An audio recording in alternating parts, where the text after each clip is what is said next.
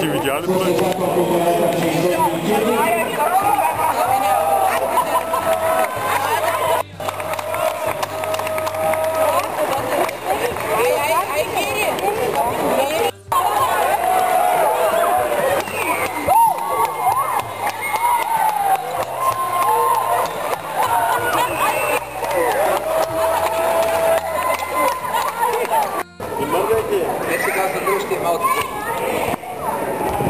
Вижте, искам да споделя малко история също. Значи, първото нещо, което направихме, беше през 2002.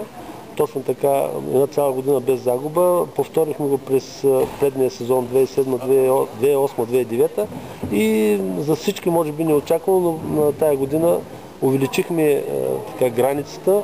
Вече 2 години пълни, през един месец, но мисля, че от тук нататък настъпва една пауза, така че времето ще увеличи този успех.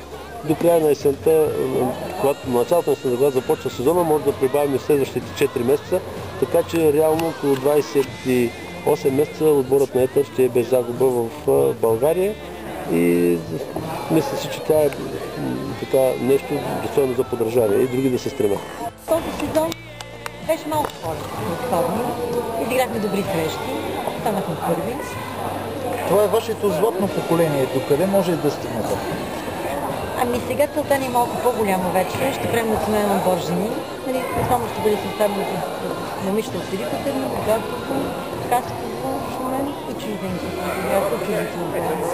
Имате поглед и към българките, които не са у нас?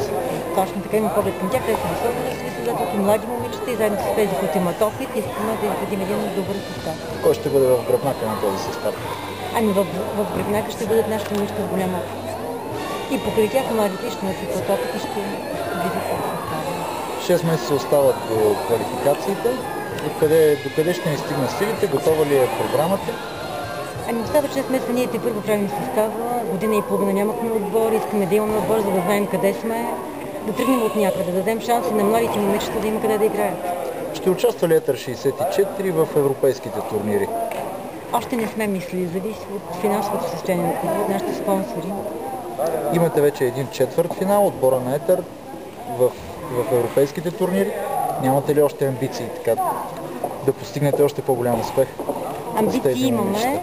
Значи имаме още 4 момичета, които са след раждане, които са много добри състезателки, които се надяваме да се върнат. Имаме момиче, което играе в. Значи имаме сили, но зависи от средствата основно. Спечелила сте вече много купи, откакто водите Етър. Какво е усещането, когато държите поредната си? Ами усещането е много специално. Усещането е различно, понеже тази година в състава има момичета, които са с голям опит, има много млади момичета и когато има разлика от много години между поколенията, значи в отбора има 16 годишни момичета и на 38 години. Тогава по-трудно се работи, защото трудно става колективно. Но ние имаме колектив и се справяме отлично.